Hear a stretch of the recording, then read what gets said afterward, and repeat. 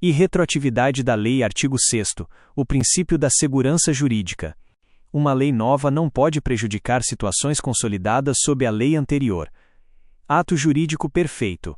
Um contrato de compra e venda assinado no ano passado é um ato perfeito. Se uma nova lei mudar as regras para esse tipo de contrato, ela não poderá anular o que já foi feito.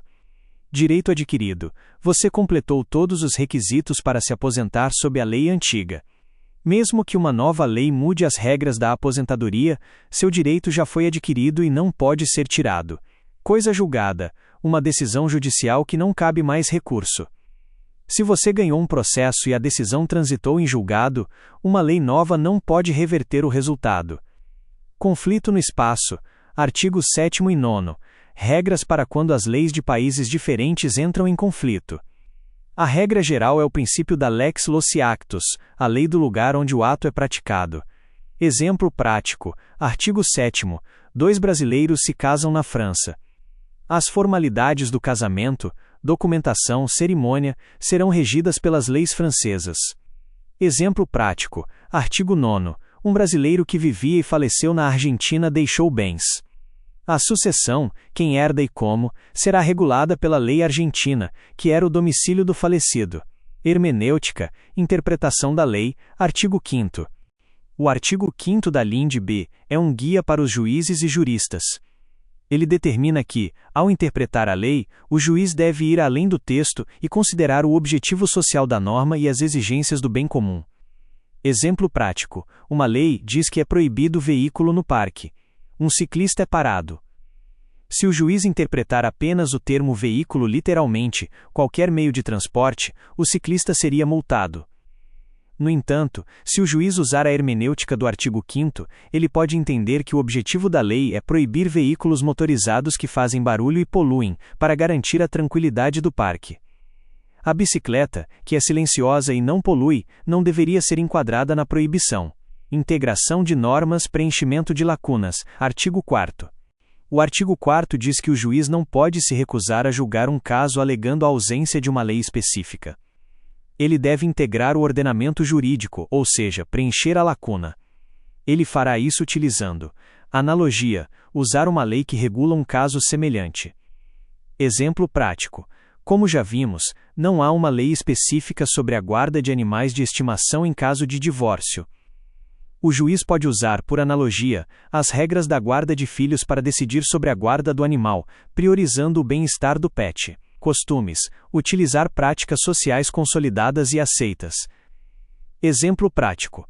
Em uma disputa sobre a propriedade de uma cerca no campo, o juiz pode considerar os costumes da região, onde tradicionalmente a cerca é dividida entre os proprietários vizinhos.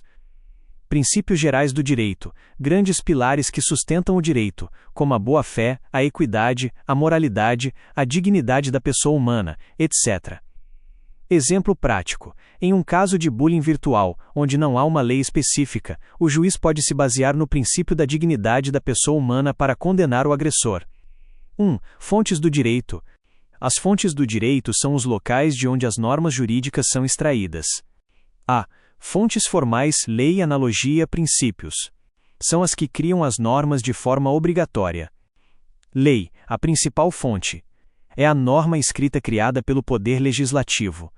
Analogia e princípios. Já explicados no artigo 4º da LINDB, eles são considerados fontes formais porque o juiz é obrigado a utilizá-los para preencher lacunas.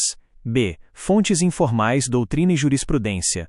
Não criam leis, mas influenciam a aplicação e a interpretação do direito. Doutrina. É o trabalho de estudo e análise de juristas e estudiosos do direito. É a ciência do direito. Exemplo prático. Um juiz, ao decidir um caso complexo, pode consultar livros de doutrinadores renomados para entender o tema e formar sua decisão. A doutrina é um guia para a interpretação. Jurisprudência. É o conjunto de decisões judiciais que são repetidas sobre um mesmo tema. Ela demonstra como os tribunais vêm aplicando a lei. Exemplo prático. Se o Superior Tribunal de Justiça, STJ, decide em vários casos que o atraso de voo gera dano moral, essa série de decisões se torna uma jurisprudência. Futuros juízes tendem a seguir essa orientação, mesmo que não sejam obrigados a isso. 2. A lei. Características da lei. Generalidade. A lei se dirige a todos, não a uma pessoa específica. Imperatividade. A lei impõe um comando, uma proibição ou uma autorização. Cogente. Não pode ser alterada pela vontade das partes. Exemplo prático. Artigo 1527 do CC. Um casal não pode fazer um acordo pré-nupcial para permitir o casamento de um irmão com uma irmã. Essa norma é cogente, obrigatória e de ordem pública. Não cogente. Pode ser alterada pela vontade das partes. Permissiva. Artigo 1639 do CC. A lei permite que os noivos escolham o regime de bens: comunhão parcial, comunhão total, separação. Supletiva. Artigo 327 do CC. A lei diz que o pagamento de uma dívida deve ser feito no domicílio do devedor, mas as partes podem acordar que o pagamento será feito em outro lugar. Espécies de lei. Quanto à sanção. A lei é classificada de acordo com a consequência de sua violação. Mais que perfeita, o ato é nulo e o infrator é punido. Exemplo prático. A lei proíbe o casamento entre pessoas casadas, bigamia.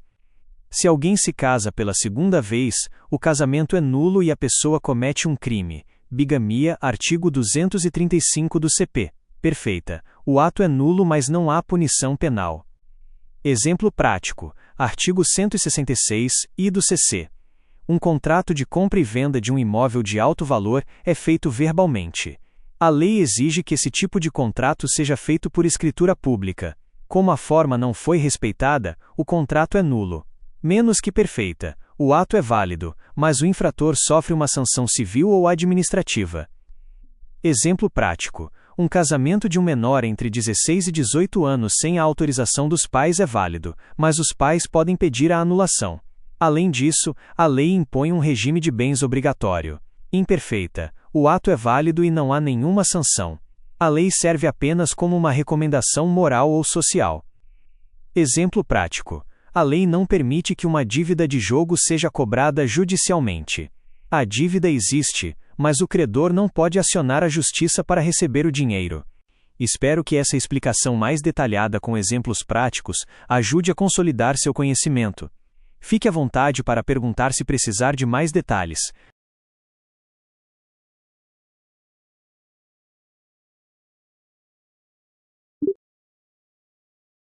Beleza. Então, para finalizar, vamos falar da pessoa jurídica. Ela é uma entidade autônoma, com personalidade própria, diferente dos seus membros. Princípio da separação patrimonial. O patrimônio da empresa é diferente do patrimônio dos seus sócios. Isso garante que, em caso de dívida da empresa, o patrimônio dos sócios esteja protegido. Classificação. Direito público. O Estado e suas entidades, União, Estados, municípios. Direito privado. Associações, sem fins lucrativos. Sociedades, com fins lucrativos. Fundações, patrimônio destinado a um fim social.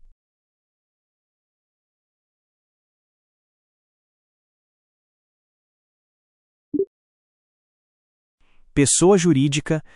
A pessoa jurídica é uma entidade autônoma, com personalidade própria, distinta dos seus membros. Princípio da separação patrimonial. O patrimônio da empresa é diferente do patrimônio dos seus sócios. Isso garante que, em caso de dívida da empresa, o patrimônio dos sócios esteja protegido, com exceções como a desconsideração da personalidade jurídica em casos de fraude. Classificação. Direito público. O Estado e suas entidades, União, Estados, municípios. Direito privado. Associações, sem fins lucrativos. Sociedades, com fins lucrativos. Fundações, patrimônio destinado a um fim social.